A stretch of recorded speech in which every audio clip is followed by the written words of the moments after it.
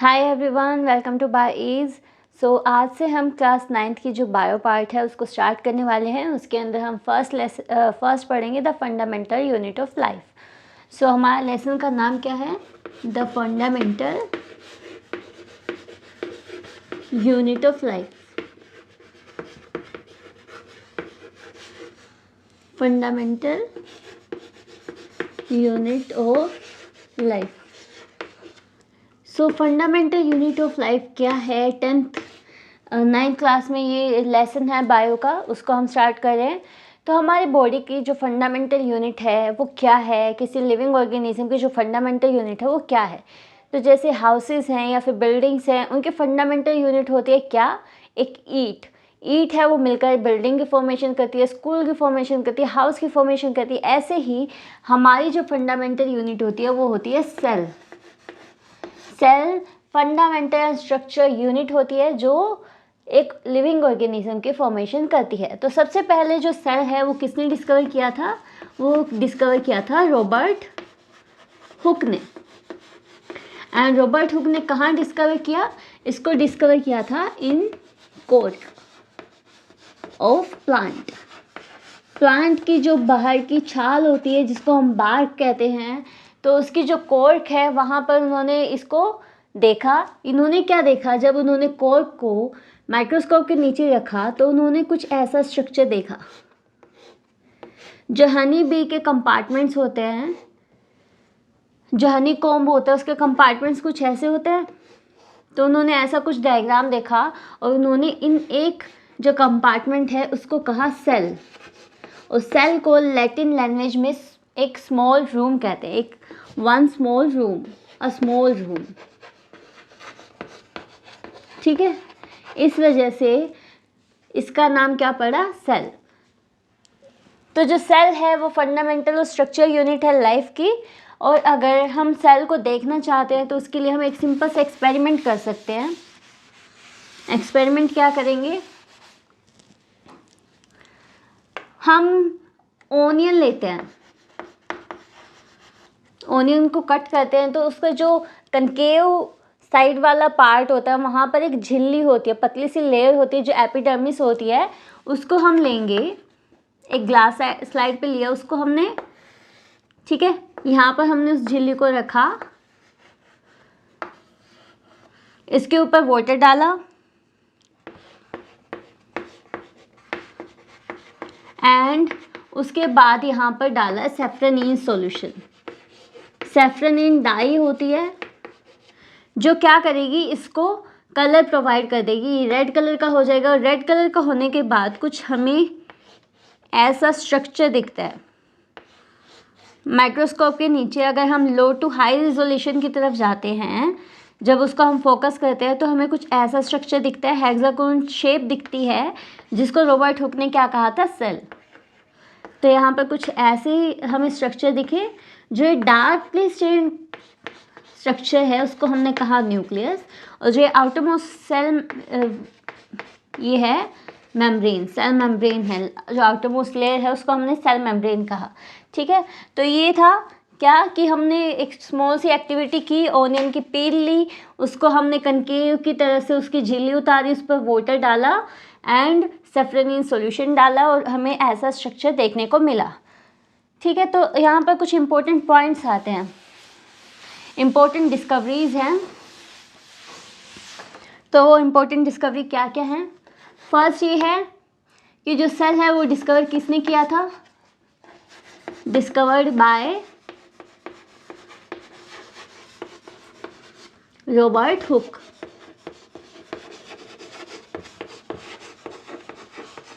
ठीक है, अब जो सेल का न्यूक्लियस है वो किसने डिस्कवर किया था? सेल का न्यूक्लियस है वो डिस्कवर किया था रॉबर्ट ब्राउन ने।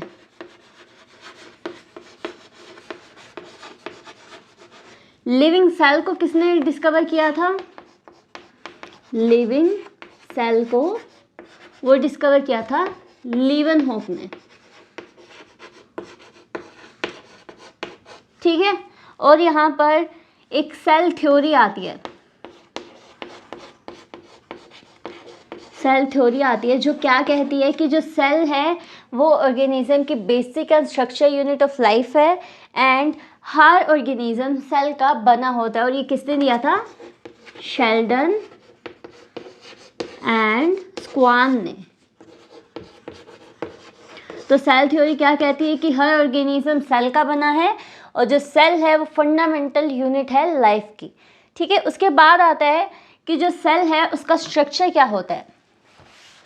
हम सेल का स्ट्रक्चर पढ़ेंगे।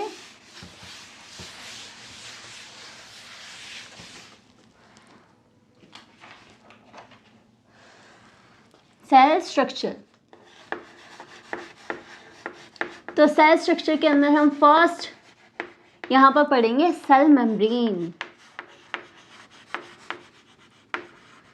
तो सेल मेम्ब्रेन है वो प्रेजेंट होती है दोनों के अंदर। हमें प्लांट्स के अंदर भी देखने को मिलती है एंड एनिमल्स के अंदर भी देखने को मिलती है जो सेल मेम्ब्रेन है। एंड वो थिन होती है, फ्लेक्सिबल होती है, ठीक है, मूवमेंट कर सकती है। और यहाँ पर जो सेल मेम्ब्रेन है वो होती है सेलेक्टिवली परमिएबल। ऐसा क्यों है? देखो, सेलेक्टिवली मीन्स सेलेक्टेड चीज़ों को ही अपने अंदर से पैसेज के लिए अलाउ करती है। परमिएबल मीन्स परमिशन, तो कुछ सेलेक्टेड सब्सटेंसेस को परमिशन देती है कि वो उसके अंदर से एंटर हो सके, उससे अंदर से पास आउट हो सके। इस वजह से सेल मेम्ब्रेन को हमने कहा सेलेक्टिवली परमिएबल मेम्ब्रेन। ओके, और सेल मेम्ब्रेन को हम प्लाज्मा मेम्ब्रेन भी कहते हैं, इसको हम प्लाज्मा मेम्ब्रेन भी कहते हैं। तो ये मत सोच लेना कि प्लाज्मा मेम्ब्रेन अलग है, सेल मेम्ब्रेन अलग है, दोनों एक ही बात है। ठीक है, तो यहाँ पर एक प्रोसेस होता है डिफ्यूज़न। डिफ्यूज़न प्रोसेस क्या होता है? जो डिफ्यूज़न प्रोसेस है उसके अंदर क्या होता है कि जो यहाँ पर सोल्यूट और सॉल्वेंट दो कंपोनेंट्स आते हैं एक सॉल्यूशन के, वो बता देती हूँ आपको, सोल्यूट एंड सॉल्वेंट। देखो, किसी भी सॉल्यूशन के अंदर अगर लिक्विड पार्ट है तो उसको हम सॉल्वेंट कहेंगे। एक सॉल्यूशन बनाने के लिए हमने लिक्विड पार्ट लिया, उसको हम सॉल्वेंट कहेंगे। एंड जिस चीज़ को हम घोलेंगे, जो सॉलिड सब्सटेंस है, उसको हम सोल्यूट कहेंगे। ठीक है, तो ये याद रखना कि सोल्यूट क्या है, सॉलिड सब्सटेंस, और सॉल्वेंट क्या है, जिसको सोल्यूट को जिसके अंदर हम डिसॉल्व कर रहे हैं उसको हमने सॉल्वेंट कहा। तो डिफ्यूजन के अंदर क्या होता है, यहाँ पर high to low concentration movement होती है सॉल्वेंट की, हाई कंसंट्रेशन से लो कंसंट्रेशन मूवमेंट होती है किसकी, सॉल्वेंट की। ओके, और यहाँ पे एक और प्रोसेस आता है जिसको हम कहते हैं ऑस्मोसिस। ऑस्मोसिस के अंदर क्या होता है,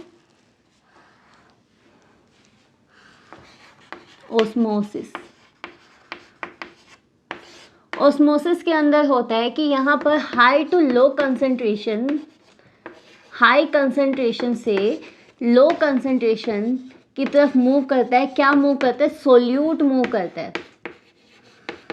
ठीक है, और यहाँ पर 3 टाइप के सॉल्यूशंस होते हैं। 3 टाइप के सॉल्यूशन कौन कौन से? First one is hypertonic solution. Hypertonic solution क्या है, जैसे हम एग्जांपल लेते हैं, एक रेजिन ली हमने, हाइपरटोनिक सॉल्यूशन में हम रेजिन लेते हैं। ठीक है, इसको हमने एक सॉल्यूशन के अंदर डाला और वो रेजिन कुछ घंटे बाद स्वेल हो गई, उसकी शेप के अंदर चेंजेस आ गए। तो यहाँ पर क्या कहेंगे कि जो रेजिन के अंदर सॉल्यूशन था वो हाइपरटोनिक था, हाइपरटोनिक था। यहाँ पर कंसंट्रेशन थी सोल्यूट की वो ज़्यादा थी as comparative to this solution. यहाँ पर जो कंसंट्रेशन थी सोल्यूट की वो कम थी। ठीक है, तो यहाँ पर जो वाटर है वो कहाँ से कहाँ मूव किया, उसने यहाँ से यहाँ मूव किया, इस वजह से जो रेजिन है वो स्वेल हो गई। ठीक है, ये हाइपरटोनिक सॉल्यूशन। हाइपरटोनिक सॉल्यूशन हम कहाँ का लेते हैं, सेल के अंदर का लेते हैं कि वहाँ पर जो कंसंट्रेशन है सोल्यूट की वो ज़्यादा है या कम है। ठीक है। नेक्स्ट आता है हाइपोटोनिक सॉल्यूशन। नेक्स्ट आता है, सेकंड आता है हाइपोटोनिक सॉल्यूशन। हाइपोटोनिक सॉल्यूशन के अंदर क्या होता है,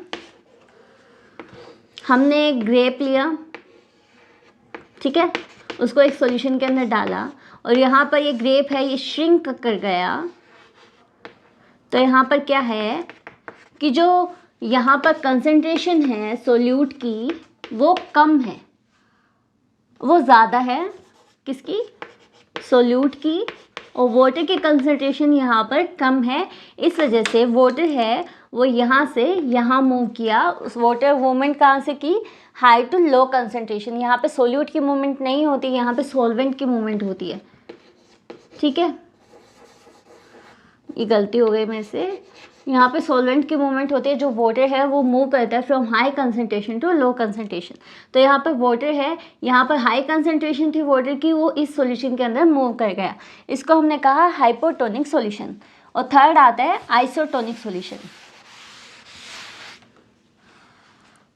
third one is isotonic solution. Isotonic solution के अंदर क्या होता है, अगर हमने एक सेल को एक सॉल्यूशन के अंदर डाला और कुछ घंटे बाद जब देखा तो वो सेल वैसे की वैसी है, तो वहाँ पर कोई चेंजेस नहीं आए, तो इसको हम कहेंगे आइसोटोनिक सॉल्यूशन, ठीक है। तो ये तीन टाइप के सॉल्यूशन थे, hypertonic, hypotonic and isotonic. Hypertonic में क्या होता है, जो श्रिंक रेजिन है वो स्वेल हो जाती है। हाइपोटोनिक के अंदर क्या होता है, जो ग्रेप है वो श्रिंक हो जाता है। आइसोटोनिक के अंदर कोई चेंजेस नहीं आते, ठीक है। एक प्रोसेस होता है प्लाज्मोलिसिस। प्लाज्मोलिसिस क्या होता है, जब एक सेल को एक सॉल्यूशन के अंदर डाला और वहाँ पर ये सेल वॉल है, ये नॉर्मली प्लांट्स के अंदर सेल वॉल प्रेजेंट होती है, और यहाँ पर जो ये सेल मेम्ब्रेन है, this one is cell membrane, ये सेल वॉल से अलग हो गई, तो इसको हम कहेंगे प्लाज्मोलिसिस। जो प्लाज्मा मेम्ब्रेन है उसका लिसिस हो गया, उसका ब्रेकडाउन हो गया सेल वॉल से, तो इसको हमने कहा प्लाज्मोलिसिस प्रोसेस, ठीक है। अब सेल मेम्ब्रेन यहाँ खत्म होती है, इससे आगे आता है cell wall. Cell wall, second one is cell wall. जो सेल वॉल है वो थिक होती है एंड रिजिड होती है, एंड इसका एक और है कि ये सिर्फ प्लांट्स के अंदर प्रेजेंट होती है। हमें ये सिर्फ प्लांट्स के अंदर देखने को मिलती है, एनिमल्स के अंदर ये एब्सेंट होती है। एनिमल्स में ये एब्सेंट होती है, और प्लांट्स के अंदर जो सेल वॉल है वो बनी होती है सेलुलोज की, ठीक है। ओके, एंड नेक्स्ट आता है, ठीक है, जो सेल वॉल है उसके फंक्शंस क्या क्या होंगे। एक तो ये थिक है और रिजिड है, तो इसका मतलब क्या है, ये सेल को उसकी मैकेनिकल सपोर्ट प्रोवाइड करेगी, उसको सपोर्ट प्रोवाइड करेगी, उसको प्रोटेक्शन प्रोवाइड करेगी। ओके, नेक्स्ट आता है nucleus. Third one is nucleus. Nucleus किसने डिस्कवर किया था, रॉबर्ट ग्राम ने। एंड न्यूक्लियस है वो सेंटर है सेल का, सेंटर ऑफ सेल, और जितने भी सेल के अंदर एक्टिविटीज़ परफॉर्म होती है वो सब कौन कंट्रोल करता है, न्यूक्लियस कंट्रोल करता है। और न्यूक्लियस कंटेन करता है genetic material, contain genetic material.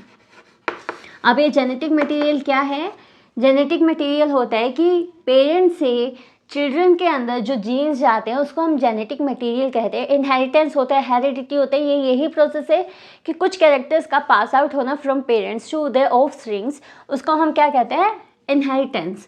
तो यहाँ पर ये कंटेन करता है जेनेटिक मटेरियल, किस फॉर्म में, डीएनए की फॉर्म में। डीएनए कहाँ प्रेजेंट होता है, क्रोमोसोम्स पर प्रेजेंट होता है, और डीएनए की जो शॉर्टेस्ट फॉर्म है उसको हम कहते हैं जीन, ठीक है। जो क्रोमोसोम हैं वो कैसे होते हैं, वो थ्रेड लाइक स्ट्रक्चर्स होते हैं, थ्रेड लाइक स्ट्रक्चर, और सिलेंड्रिकल होते हैं, ठीक है, ठीक है। अब जो न्यूक्लियस है आपको प्रोकैरियोट्स के अंदर जो न्यूक्लियस है वो कैसा मिलेगा? प्रोकैरियोट्स में जो न्यूक्लियस है वहाँ पर कोई न्यूक्लियर मेम्ब्रेन प्रेजेंट नहीं होती, वहाँ पर जो न्यूक्लियस है वो एंशिएंट न्यूक्लियस होता है और इनको हम कहते हैं न्यूक्लियोइड। ठीक है, यहाँ पर ये क्या होता है? इंसिपिएंट न्यूक्लियस होता है, बहुत पुराना न्यूक्लियस होता है, कोई न्यूक्लियर मेम्ब्रेन प्रेजेंट नहीं होती। जबकि यूकैरियोट्स के अंदर यहाँ पर जो न्यूक्लियस है वो वेल डेवलप्ड न्यूक्लियस होता है। ठीक है, यहाँ पर इनकी खुद की सेल मेम्ब्रेन प्रेजेंट होती है। इसके बाद आता है साइटोप्लाज्म। तो हमने जब साइटोप्लाज्म को देखा, जब हमने सेल को देखा तो वहाँ पर हमने देखा कि एक डार्कली स्टेन्ड बीच में सेंटर में एक ऑर्गेनेली प्रेजेंट है जिसको हमने कहा था न्यूक्लियस। ओके, उसके आउटर मोस्ट में जो भी एरिया प्रेजेंट है वो साइटोप्लाज्म होता है और जितनी भी सेलुलर एक्टिविटीज़ हैं वो साइटोप्लाज्म के अंदर परफॉर्म होते हैं, मोस्टली परफॉर्म होती है। ऐसा नहीं है कि सारी वहाँ पे परफॉर्म होती है, कुछ परफॉर्म होती है वहाँ पर। ठीक है, इसके बाद आता है सेल ऑर्गेनेलीज। हम पढ़ते हैं सेल ऑर्गेनेलीज। तो सेल ऑर्गेनेलीज हम क्या क्या पढ़ेंगे?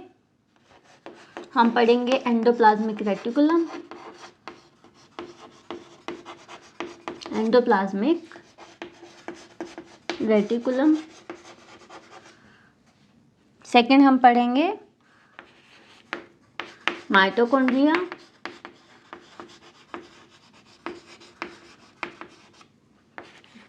Golgi body, lysosomes and fifth one हम पढ़ेंगे वैक्यूल्स, प्लाज्मिड। ठीक है, तो ये सब ऑर्गेनेलीज हम पढ़ेंगे और सब ऑर्गेनेलीज प्रेजेंट होती है यूकैरियोट्स के अंदर, क्योंकि जो प्रोकैरियोट्स है वहाँ पर जो मेम्ब्रेन बाउंड ऑर्गेनेलीज है ये सभी क्या है? मेम्ब्रेन बाउंड ऑर्गेनेलीज हैं, वो वहाँ पर एब्सेंट होती है और यूकैरियोट्स के अंदर ये प्रेजेंट होती है। प्रोकैरियोट्स के अंदर एब्सेंट और यूकैरियोट्स के अंदर प्रेजेंट। ठीक है, तो फर्स्ट हम लेके चलते हैं एंडोप्लाज्मिक रेटिकुलम। एंडोप्लाज्मिक रेटिकुलम को हम ER भी कह देते हैं। और ये कहाँ से बनता है? तो उससे पहले हम सेल का स्ट्रक्चर बनाते हैं।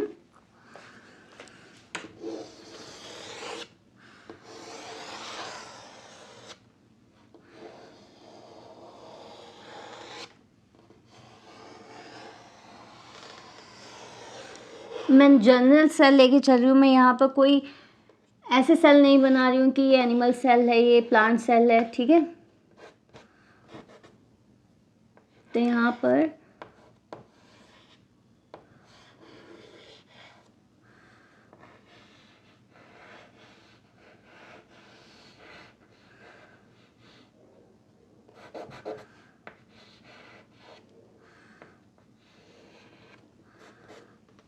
तो ये क्या है? Endoplasmic reticulum. ये ER है एंड ये क्या है? न्यूक्लियस। ठीक है, तो न्यूक्लियस है, उसकी जो आउटर मेम्ब्रेन है वो फॉर्मेशन करती है ER का। वो आउटफोल्ड होती है, फोल्ड होती है बाहर की तरफ और ER की फॉर्मेशन करती है। ER दो टाइप का होता है, SCR and RER। SCR means होता है smooth endoplasmic reticulum, smooth endoplasmic reticulum, और RER का मीन्स होता है रफ एंडोप्लाज्मिक रेटिकुलम। जो स्मूथ एंडोप्लाज्मिक रेटिकुलम है इसको ऐसा क्यों कहा? क्योंकि यहाँ पर राइबोसोम्स एब्सेंट होते हैं और RER पर राइबोसोम्स है वो प्रेजेंट होते हैं। और राइबोसोम्स को हम क्या कहते हैं? प्रोटीन फैक्ट्री कहते हैं, क्योंकि यहाँ पे जो प्रोटीन है उसका फॉर्मेशन अबंडेंट अमाउंट में होता है। और SCR को हम स्मूथ इसलिए कहते हैं क्योंकि यहाँ पर राइबोसोम्स है वो एब्सेंट है। जो राइबोसोम्स है वो बीड लाइक स्ट्रक्चर होता है, इस वजह से वो क्या करता है? एंडोप्लाज्मिक रेटिकुलम का जो सरफेस है उसको रफ बना देता है, इसलिए इसको हम RER कहते हैं। तो ये क्या कर रहा है? प्रोटीन की फॉर्मेशन, प्रोटीन फॉर्मेशन। और जो SCR है उसका फॉर्मेशन, उसका काम क्या होता है? उसका फंक्शन क्या होता है? लाइसोसोम्स की फॉर्मेशन करना एंड वैक्यूल्स की फॉर्मेशन करना जो भी इंफॉर्मेशन ईआर से गोल्जी बॉडी की तरफ जाएगी तो वो स्टोर होके जाएगी वैक्यूल्स के अंदर, और वो वैक्यूल कौन फॉर्म कर रहा है, एससीआर, ठीक है। और इसका काम क्या होता है, और इसका काम होता है लिपिड्स की फॉर्मेशन करना, ठीक है। तो ये काम थे आरईआर के और एससीआर के। आरईआर क्या कर रही है, राइबोसोम्स यहाँ पर प्रेजेंट है, और ये क्या कर रही है, प्रोटीन की फॉर्मेशन कर रही है, ठीक है। इसके बाद आता है जो आरईआर ईआर है उसका फंक्शन क्या होगा। तो ईआर का फंक्शन क्या होगा, एक तो ये इंफॉर्मेशन को ट्रांसफ़र कर रहा है, ट्रांसफ़र इंफॉर्मेशन कहाँ से कहाँ, न्यूक्लियस से साइटोप्लाज्म में या न्यूक्लियस से गोल्जी बॉडी में। Transfer information from nucleus to cytoplasm और डिफरेंट साइट्स, ठीक है। वो साइट कुछ भी हो सकती है, कोई भी टारगेटेड साइट हो सकती है, साइटोप्लाज्म हो सकता है, सेल मेम्ब्रेन हो सकती है, सेल वॉल हो सकती है, गोल्जी बॉडी हो सकती है। और वहाँ पर वो किस फॉर्म में जाएंगी, वैक्यूल्स की फॉर्म में जाएंगी। एंड यहाँ पर प्रोटीन की फॉर्मेशन होती है, प्रोटीन सिंथेसिस होता है, और कुछ बायोकेमिकल एक्टिविटीज़ होती है, उनको एक सरफेस प्रोवाइड करती है ईआर, ठीक है। ईआर के बाद आता है, ईआर के बाद हम लेते हैं माइटोकॉन्ड्रिया।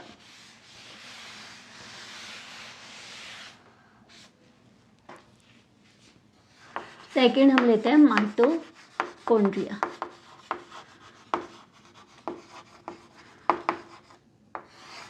माइटोकॉन्ड्रिया भी क्या है, एक मेम्ब्रेन बाउंड ऑर्गेनेली है।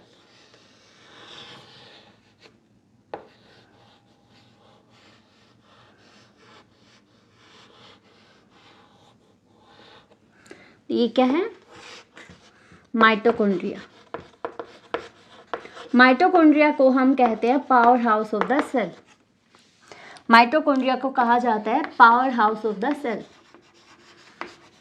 Power house of the cell क्यों कहते हैं, क्योंकि ये सेल को एनर्जी प्रोवाइड करता है। जितनी भी सेलुलर एक्टिविटीज़ हैं उसके लिए जो भी एनर्जी चाहिए वो माइटोकॉन्ड्रिया प्रोवाइड करता है। किस फॉर्म में प्रोवाइड करता है, एटीपी की फॉर्म में। एटीपी की फुल फॉर्म क्या होती है, एडिनोसिन ट्राइफॉस्फेट। इस फॉर्म में ये सेल को एनर्जी प्रोवाइड करता है, इस वजह से हम इसको कहते हैं power house of the cell. और इसके पास खुद का डीएनए होता है, हैव इट्स ओन डीएनए, ठीक है। इसका खुद का डीएनए है तो ये खुद रेप्लिकेट कर सकता है, तो सेल्फ रेप्लिकेटिंग ऑर्गेनेली होती है ये। माइटोकॉन्ड्रिया के बाद आता है, हमने माइटोकॉन्ड्रिया पढ़ लिया, माइटोकॉन्ड्रिया के बाद आएगा गोल्जी बॉडी।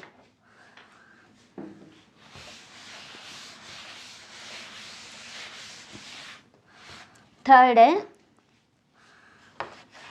गोल्जी बॉडी, या फिर इसको हम कह देते हैं गोल्जी अपैरेटस।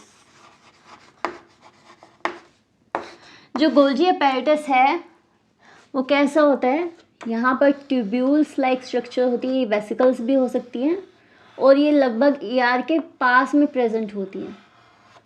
ये क्या है, गोल्जी बॉडी, ठीक है। ये कहाँ प्रेजेंट होती है, ईआर के पास, और कैसे फॉर्म होती है, इनकी ट्यूबुलर फॉर्म होती है, ठीक है। इनके पास दो फेज होते हैं, सिस फेज एंड ट्रांस फेज। देखो सिस फेज कौन सा होता है, सिस फेज होता है जो ईआर की तरफ होता है, टुवर्ड्स ईआर, और इसका काम क्या होता है, इंफॉर्मेशन को रिसीव करना। और ट्रांस फेज का काम क्या होता है, वैक्यूल्स के अंदर इंफॉर्मेशन को स्टोर करके सेल मेम्ब्रेन की तरफ भेजना, सेल वॉल की तरफ भेजना, या फिर डिफरेंट टारगेटेड साइट्स है उसकी तरफ भेजना।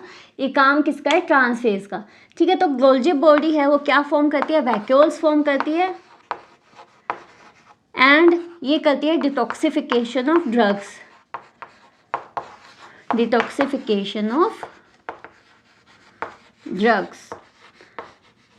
हम बॉडी के अंदर कोई भी ड्रग लेते हैं, कोई भी टॉक्सिक मटेरियल लेते हैं, उसका डिटॉक्सिफिकेशन करवाना, ये काम होता है गोल्जी अपैरेटस का, ओके। तो इसके 3 फंक्शन हुए, एक तो इंफॉर्मेशन को रिसीव करना, उस इंफॉर्मेशन को मॉडिफाई करना एंड उस इंफॉर्मेशन को आगे टारगेटेड साइट्स के पास पहुंचाना। इसके बाद फोर्थ आता है lysosome. Fourth one is lysosomes. Lysosomes vacuole like structure होते हैं। ये क्या है? लाइसोसोम्स। जो लाइसोसोम्स हैं वो वैक्यूल लाइक स्ट्रक्चर है, सैक लाइक स्ट्रक्चर है, सैक लाइक स्ट्रक्चर, और इनको हम कहते हैं सुसाइडल बैग्स। सुसाइडल बैग्स क्यों कहा? क्योंकि अगर सेल है डैमेज हो जाती है तो ये सेल को एंगल्फ कर जाते हैं। जो सेल डैमेज हुई है उसी सेल के अंदर लाइसोसोम प्रेजेंट है, वो उस सेल को एंगल्फ कर जाते हैं, तो ये सुसाइडल बैग्स इस वजह से कहा जाता है। और ये किससे फॉर्म होते हैं? गोल्जी से फॉर्म होते हैं। ठीक है। फिफ्थ आता है लाइसोसोम के बाद वैक्यूल। जो वैक्यूल है प्लांट्स के अंदर क्या होगा? लार्ज वैक्यूल होगा एंड सिंगल वैक्यूल होगा, जबकि एनिमल्स के अंदर जो वैक्यूल है वो बहुत सारे होंगे, मैनी होंगे एंड स्मॉल होंगे। ठीक है। तो ये वैक्यूल्स है, और वैक्यूल्स में जो प्लांट है लार्ज है और सिंगल है, यहाँ पर उसकी जो आउटरमोस्ट लेयर है उसको हम कहते हैं टीनोफोर। ठीक है। वैक्यूल का काम क्या होता है? या तो ये फूड को स्टोर करेंगे या फिर ये रेजिन को स्टोर करेंगे। रेजिन को कैसे कि हम कई बार ट्री को कट लगाते हैं तो वहाँ से कुछ स्टिकी सब्सटेंस उज आउट होता है, वहाँ से निकलता है, तो उस सब्सटेंस को स्टोर कौन करता है? वैक्यूल स्टोर करते हैं, उसको हम रेजिन कहते हैं। ठीक है। तो वैक्यूल का काम क्या हुआ? स्टोरेज का। गैस वैक्यूल्स होते हैं वो गैस को स्टोर करते हैं, और गैस जो वैक्यूल्स हैं वो बिल्कुल लाइसोसोम्स की तरह होते हैं, सैक लाइक स्ट्रक्चर होता है। नेक्स्ट आता है प्लास्टिड। सिक्स्थ आता है प्लास्टिड। प्लास्टिड्स हैं वो क्या होते हैं? जो प्लास्टिड्स हैं वो 2 टाइप के होते हैं, क्रोमेटोफोर, क्रोमेटोप्लास्ट, क्रोमेटोप्लास्ट,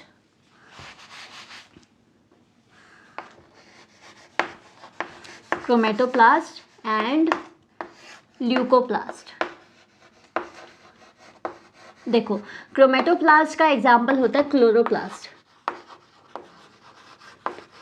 और क्रोमेटोप्लास्ट के पास पिगमेंट्स होते हैं, डिफरेंट कलर प्रोवाइड करते हैं वो किसी भी ऑर्गेनेली को। और क्लोरोप्लास्ट है वो क्या करता है? फोटोसिंथेसिस करवाता है। किसकी हेल्प से करवाता है? क्लोरोफिल की हेल्प से फोटोसिंथेसिस करता है with the help of, by help of chlorophyll. ठीक है। तो जो क्रोमोप्लास्ट है उनके पास कलर होता है, और जो ल्यूकोप्लास्ट है उनके पास कोई कलर नहीं होता, और उनका काम क्या होता है? स्टोरेज का। फूड को स्टोर करते हैं, ऑयल्स को स्टोर करते हैं, ये काम होता है ल्यूकोप्लास्ट का। तो ये प्लास्टिड्स है, और प्लास्टिड्स के पास भी खुद का डीएनए होता है। ठीक है। अब इसके बाद आता है सेल डिवीजन। सेल डिवीजन आती है। सेल के अंदर जो डिवीजन है वो 2 टाइप से हो सकती है, माइटोसिस एंड मियोसिस। माइटोसिस को हम कहते हैं इक्वेशनल डिवीजन, एंड इसको हम कहते हैं रिडक्शनल डिवीजन। देखो इनको ऐसा क्यों कहा? देखो हमारे अंदर 2n क्रोमोसोम्स होता है। 2n chromosome means number of chromosome कितने हैं उसको 2 से मल्टीप्लाई करके हमारे अंदर टोटल नंबर ऑफ क्रोमोसोम्स है वो हमें मिल जाते हैं। तो अगर किसी ऑर्गेनिज्म के अंदर 2n है और वैसे के वैसे जो ऑफस्प्रिंग है उसके सेल के अंदर भी 2n जा रहा है, गैमेट की फॉर्मेशन 2n के अंदर हो रही है, किसी सेल की फॉर्मेशन उसके जो डॉटर सेल है उसके फॉर्मेशन 2n के अंदर हो रही है, वो डिप्लॉइड के डिप्लॉइड ही रह रहे हैं, इसको हम कहते हैं डिप्लॉइड। ठीक है, वो वैसा का वैसा रह रहा है, उसको हम कहते हैं माइटोसिस, इक्वेशनल डिवीज़न। और ये नॉर्मली कौन सी होती है? नॉर्मली ये हमें स्टेम सेल्स के अंदर देखने को मिलती है। और अगर 2n का n हो जाए तो उसको हम कहेंगे रिडक्शनल डिवीज़न, जिसको हम मियोसिस कहते हैं। और ये हमें कहाँ देखने को मिलती है? गैमेट्स के अंदर। जो ह्यूमन के गैमेट्स होते हैं या फिर किसी और ऑर्गेनिज्म के गैमेट्स होते हैं, जहाँ पर मेल एंड फीमेल गैमेट बनना है, वहाँ पर जो n2n है वो n के अंदर कन्वर्ट हो जाता है, डिप्लॉइड है वो हैप्लॉइड के अंदर कन्वर्ट हो जाता है, क्रोमोसोम नंबर है वो हाफ हो जाता है। इस वजह से वहाँ पर रिडक्शनल डिवीज़न कहा जाता है मियोसिस को। तो ये दो टाइप की सेल डिवीज़न थी, माइटोसिस एंड मियोसिस। एंड यहाँ पे हमारा जो the fundamental unit of life है चैप्टर है वो ख़त्म होता है। और अगर आपको ये वीडियो अच्छी लगे तो please like share and subscribe. Thank you.